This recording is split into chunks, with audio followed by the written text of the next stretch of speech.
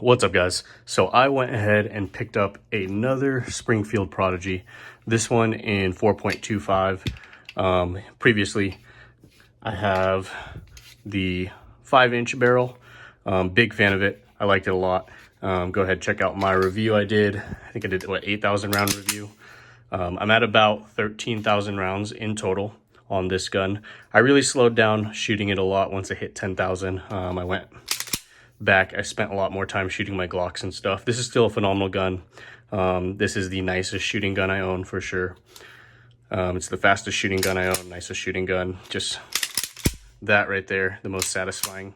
It's just the only thing is I do have to clean this gun, which kind of lazy. I don't like cleaning my stuff. My Glocks never clean. This, I do clean it about every 1 to 2,000 rounds.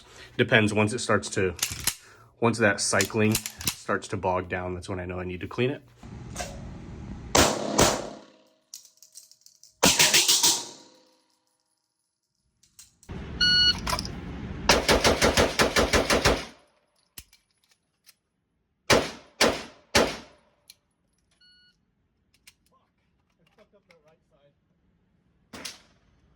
I over transition on the right side.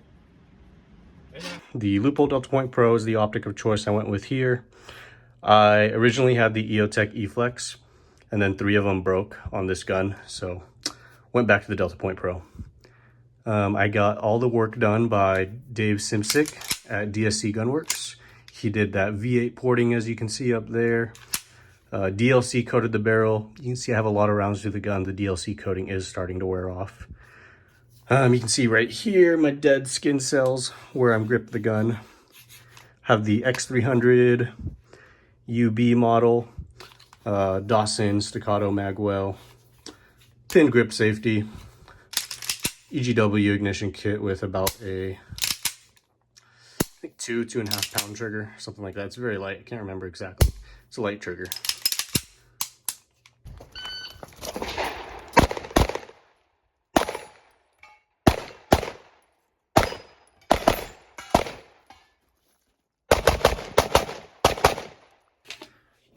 But this is my newest edition. I just picked this up the other day.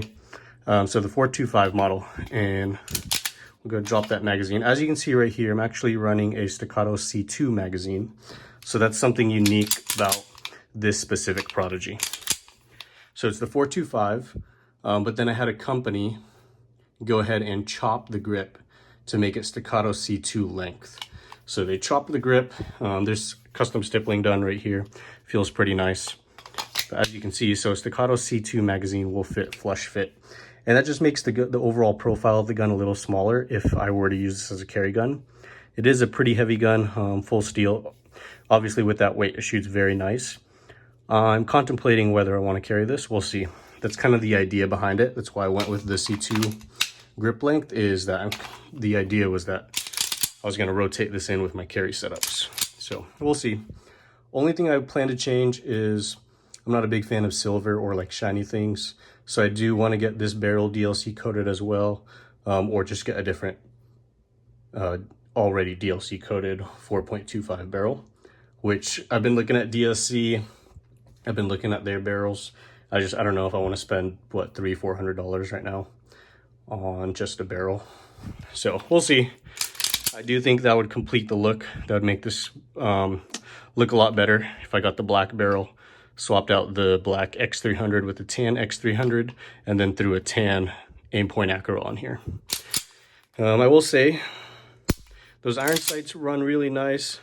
I'm going to be doing a video on this gun in the near future. I'll get some shots just shooting with irons, because those irons are super easy to pick up. That green fiber optic makes it very easy to pick up. I'm sure the gun will run a little flatter without an optic, just because it has less reciprocating mass on that slide. But inevitably, I will be running the aim point acro on here. Yeah, this is a great trigger too. The company I got this from, this is all stock internals, but they tuned the trigger, and that trigger is actually really nice. Way better than a stock trigger. This trigger, beautiful trigger as well. This trigger is just a hair nicer. It's that red dirt trigger EGW ignition kit, and then tuned to, I don't remember off the top of my head, it feels like it's closer to 2 pounds than 2.5. But yeah, beautiful. Both of them have great triggers. This definitely right here, this trigger is much nicer than a Staccato C2 out of the box trigger. I don't think out of the box Prodigy trigger is better than out of the box Staccato trigger, but this one right here, tuned, definitely nicer than C2. I will say the C2 is like the Staccato's worst trigger. The XC, the XL, they have beautiful triggers.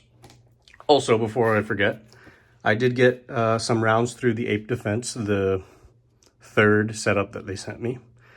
And the first, I only shot 50 rounds through it. I just shot a box of ammo. But in that 50 rounds, it did shoot fine. I had one malfunction, which I'm going to chop up to the ammo because I was having issue with that ammo all day when I was shooting it. I shot it in the arc reactor, also had light strikes. And that was the only issue I had. It was a light strike. I didn't have any of that weird where it would shoot, get a light strike, and then it would lock up in the barrel. I didn't get any of that. So I'm going to chalk it up to the ammo, and I'm going to be shooting better ammo next time. But I'm pretty hopeful right now for third time being the charm for the Ape Defense. It's been running well.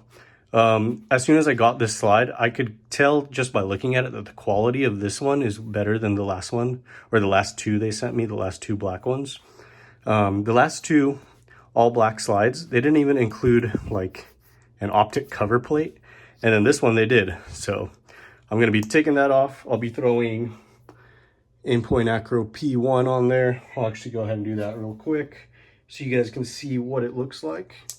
In the meantime, here's that cyelee bull again. Again, guys, super beat up optic.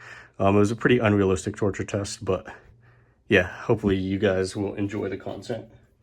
All right, so the Aimpoint Acro P1 is on there. Just going to tighten it down and then get it zeroed. All right, Aimpoint Acro P1. The one I'm going to be throwing on here is a FDE P2. I have a black P1 that I've had for a long time. I don't have anything to put it on, so. This was on that P320 for a while, and then I got the lead and steel Pandora, which I do like better than the Acro P1, so that's sitting on the 320 now.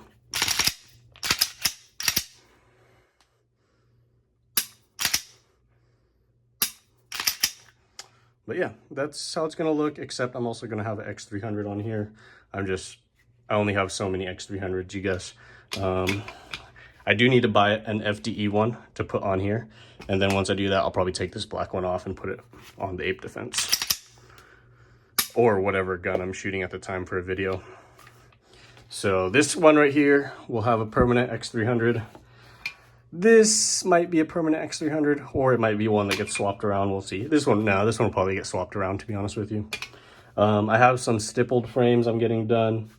And then once the stippled Glock 17 frame gets done, I'll be throwing the ARC division onto that.